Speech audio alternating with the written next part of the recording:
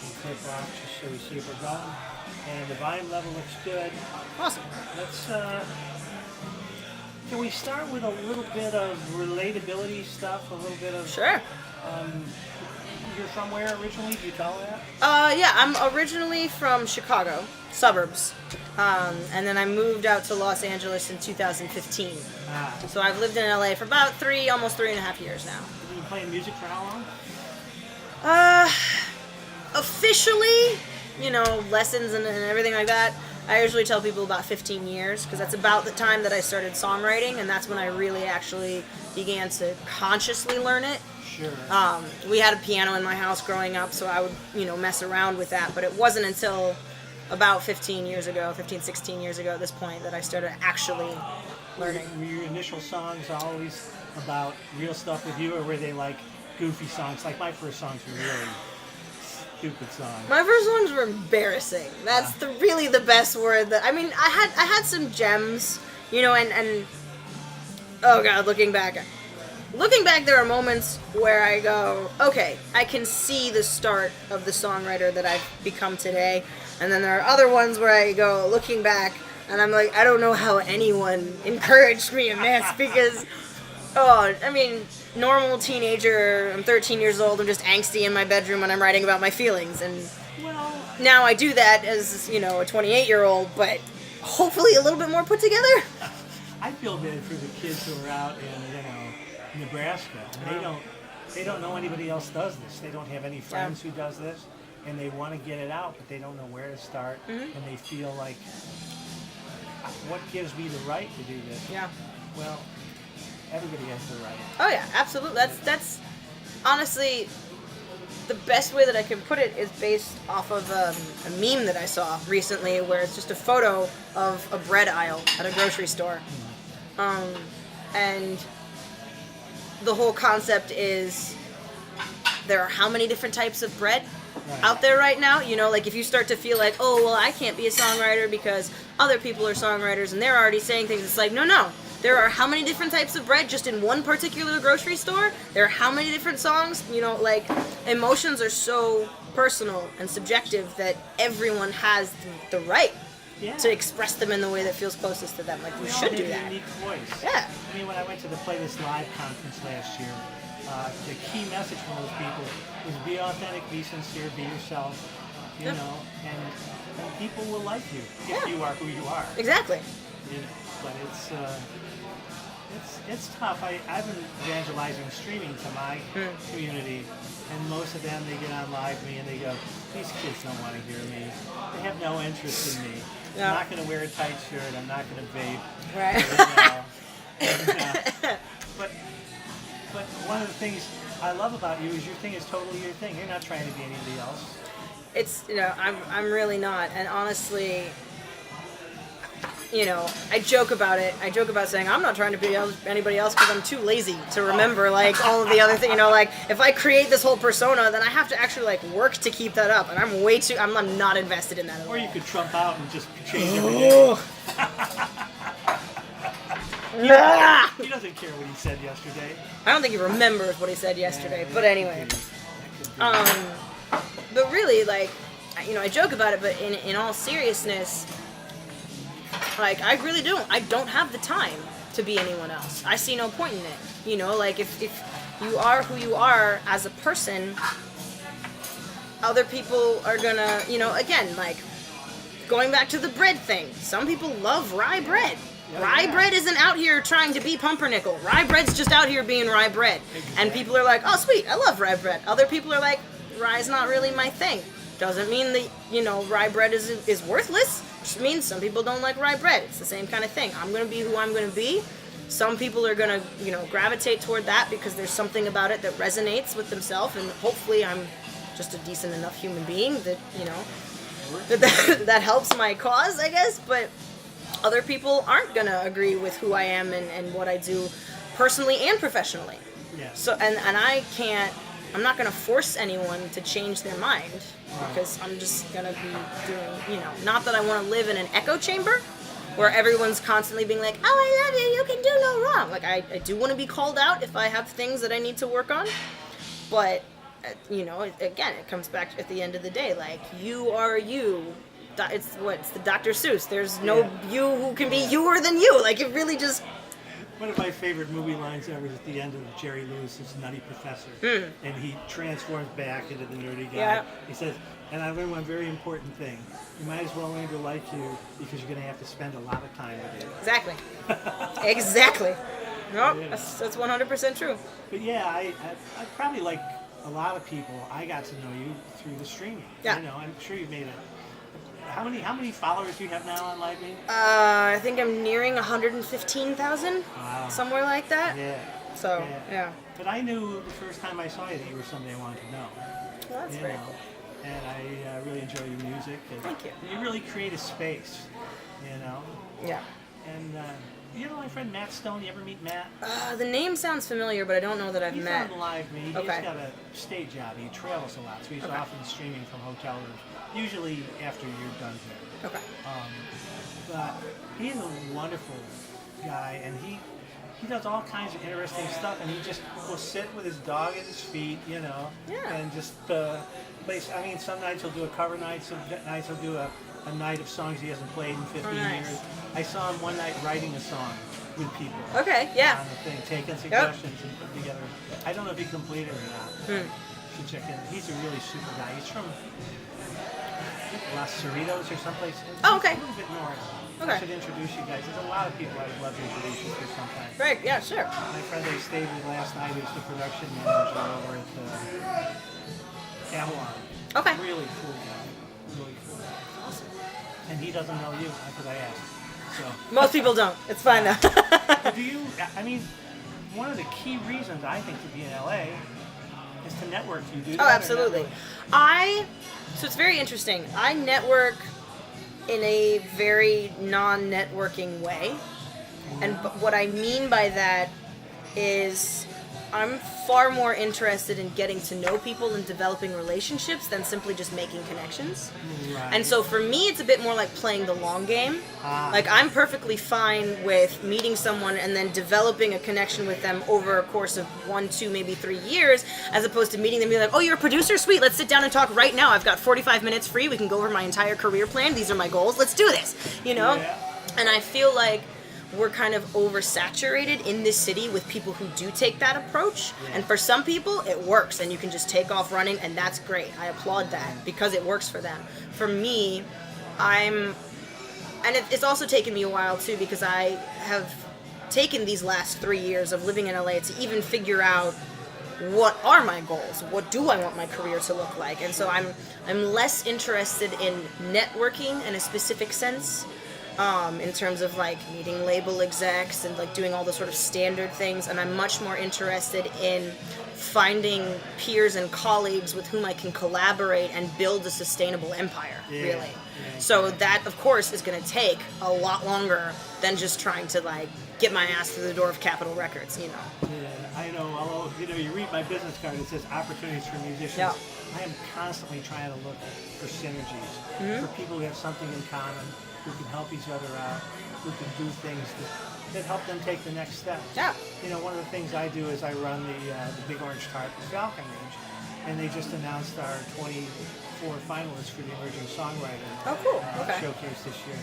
And it used to be they would come and play 2 songs in the rainstorm on Friday afternoon and leave. And 3 of them would get asked back for the next year. I've had those, yep.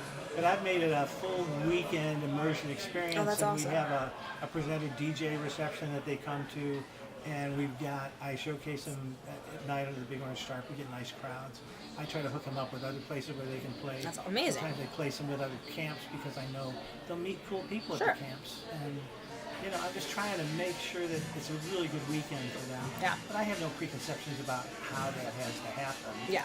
I want to put them in a room. Totally.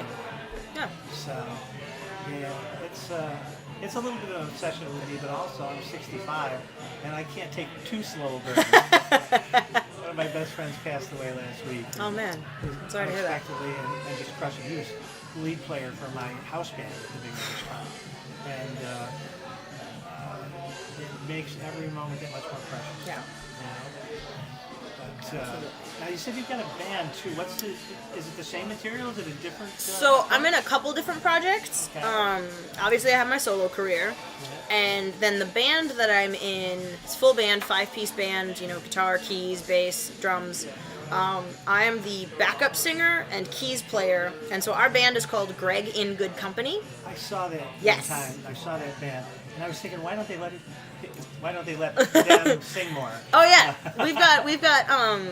we've got one song right now that I take lead on, and so like we're slowly kind of developing other things where I have more of a presence. But at the same time, honestly, I'm very happy not being the lead singer in that band, because when it comes to a point where I assemble my own band, I want there to be a little bit more separation in that, like, I'm part of this band, I'm part of the Good Company, you know. And you don't have to feel bad if you don't include all of them. Oh, exactly. You know, and I would want to keep it, you know, a little bit more separate, just so that there isn't any confusion, you know, like advertising wise, and also because I don't want to force my friends to like play in a bunch of different bands, because a lot of us have other projects going on as well. So, but yeah. So you got that.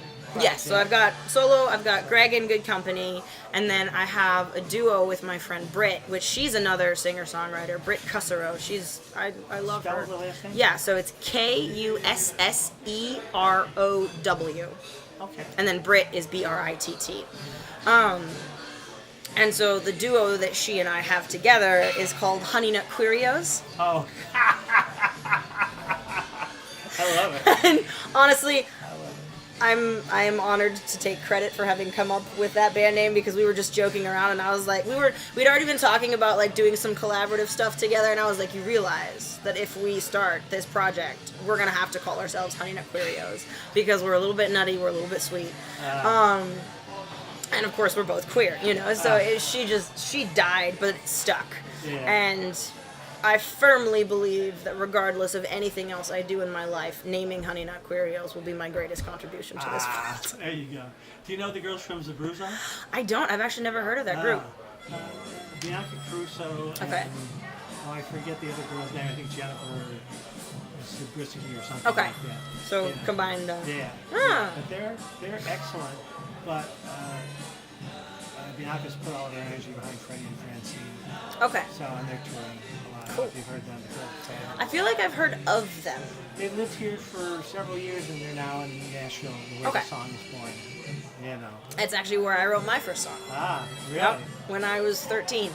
We just spent a week in Nashville and coming back. And on the car ride back from Nashville up to Chicago, I ended up writing out, and again, awful, horrible, embarrassing song. No one needs to know. Nope. But it was the start, you know, and so like that was the moment that everything kind of. Right through them. Oh yeah. I've written through plenty of. But now you know that my mission, our community had a model for 25 years. Oh yeah. Where you could write some songs, go in, record them, press a few thousand CDs, travel, and half the money you made with your CD sales. Yep. And that half has just gone away. Yeah. Because nobody buys CDs. Yeah, the music industry was a lot more centralized, and now everything, especially with the nature of YouTube tutorials, anyone can learn how to become a producer with the, you know, like, and it's not even speaking to like where music itself has gone, like the styles. It's literally just like, I could go on YouTube, I could learn about all these different, you know, production programs, buy them, sit in my house, work on all of this stuff, and create, and be like, hey, cool, I'm a producer now. Which, I mean, is kind of what I do. But, but, you know, and there's nothing wrong with that, but what it does is it takes away the power from the big name producers and the big record execs who used to hold all of that, because we didn't have access to it before, you know. So it's completely shifted again, that model. Are you familiar with Marshall McLuhan at all? Vaguely. Back in the 70s, he proclaimed loudly the medium is the message. And what he meant by that is, you know, an LP is different from a cassette, is different from an 8-track, is different from a thing. But the interesting thing is, when we come to the point now where we've transcended the physical media entirely, you know, and the CD is no longer the thing, the actual product is really ephemeral. Yeah. And I think that one of the challenges that we face is that when it was Rubber Soul, you were selling, a 12-inch square black and white Yep. thing with vinyl inside. And now the product is you. Yeah. No. You know. Yeah, absolutely. But it's good because when you establish branding for Lee, it carries over. Yeah. This is why all the movie companies want the franchises. Star Wars 27, because it's already branded. Yep. People don't have to wonder what it is. Yep. And you don't have to build from the ground up. You're already starting, Right. So I think it's good for performers, but the downside is that leg of the stool. Yeah. You Yeah. know? And I think that streaming can be a strong leg of the stool. Oh, I absolutely agree. You know. I think live streaming is a huge part of what is going to make a difference in a lot of creators' lives, just from the simple standpoint that, and put it to you this way, I, as a musician, can go into my room and I can start writing a song. I'm the only person in my room. I'm the only person seeing me going, okay, maybe I don't want this word here. What do I do for a second verse? Do I even want a second? Do I want, okay, if I do, I want another I'm the only one sort of seeing my process. I'm the only one struggling through. And then I come out of my room hours, day, month, week, years later, and I'm like, guys, I wrote this song. And all anyone is seeing is, guys, I wrote this song. They haven't seen everything leading up to it. And I think what that does is it, again, now, especially because you don't necessarily have the physically made product of a CD or a cassette or something where you're holding on to something, you're going, oh, someone had to make this. Now you just put in your headphones and pull up Spotify and you're like, sweet, I like this playlist. Which there's nothing wrong with that, but I think what it does is it takes you out of the mindset that someone has had to put thousands of hours of effort into creating this 3.5-minute song. I put up a video recently of me trimming and aligning kick drums to make sure that they synced with where I want them. It's a 4-minute song. Just trimming and aligning those kick drums took me about 3-4 hours in the studio. Sure. For a 4-minute song, and they're still not even done. I still have to go back and do other little things, and so I think that what live streaming and sort of being able to put up videos like that is going to allow for creators to say, it's not just about the final product, it's also this process that I have to go through. It's all of the things I've had to learn, all of the stuff I've had to do, and then what that does in turn is it allows the people who are consuming said product to realize, oh, this is actually work. Oh, yeah. Because what otherwise happens is we just think of oh, I'm just walking around vomiting songs and everything I do is it's a 3-minute song, it should have only taken you 3 minutes to write. People have that mentality because the average individual, which you can't necessarily fault them for it, but the average individual doesn't know all of the things that go into it.